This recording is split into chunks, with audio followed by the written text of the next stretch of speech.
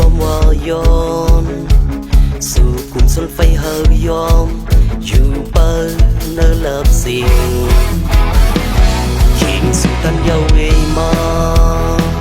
อยู่เก็บกำยาวแดนมือคำจางเศร้าข้าวหึงเด้อให้เฮาเย็นเจอไว้ก็พักและเย็นเจอเปิลโลมุมมองวันเฮาเบิ่งเฮออยู่อำหูที่ฮอดมากี่เลยถึงเขายามฝนหึงมาอำหันยาเขายามหอมหาสันลื่นสู่ปุ่นไหลเป็นชั่วโม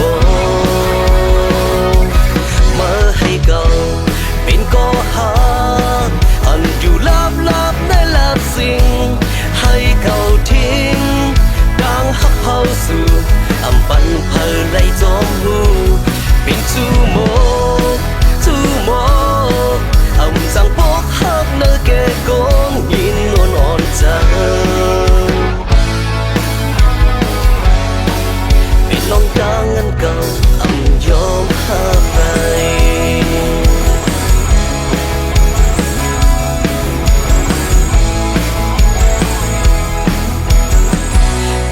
ปล่อยดังหักโลดแล้ว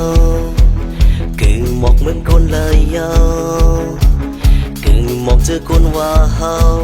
เป็นก็คมหักกัน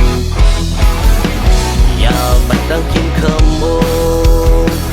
อย่ากุนสิ่งช่วยโมอย่าบันก็หักเจอโดปล่อยเงาหือเจอไว้ก็พักและเย็นเจอไปโลมุมมองวันเฮาเบิ่งเฮออยู่อำหูที่ฮอดมากี่เลยถึงเขายามฝนหึงมาอำหันยาเขายามหอมหาสันลื่นสู่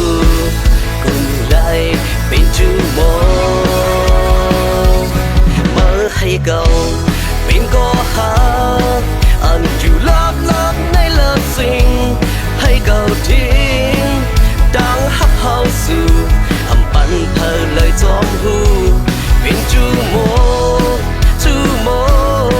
อำจังปกหักเลยแก่กงยีนวลอ่อนใจเป็นลองดังอันเก่าอำยอมหักเลย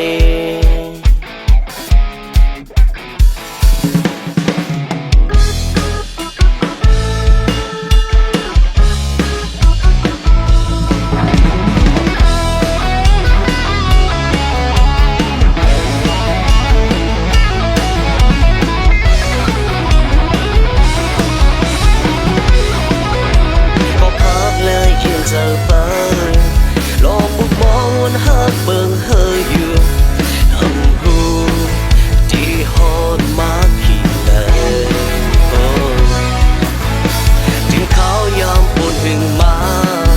อำหันยาเขายามหอมหาสังยืนสู่อุ่นใจเป็นชั่วโมงมาให้เก่าเป็นก็หาอันอยู่ลับในลับสิ่งให้เก่าทิ้งดังหักเฮาสู่อำปันเพลเลยจอมหูเป็นชั่วโมงอำจังปกหักเลยแก่กงยินนวลอ่อนใจเป็นลองดังอันเก่าอำยอมหักเลยเพื่อให้เก่าเป็นก็หักอันอยู่ลับในลับสิ่ง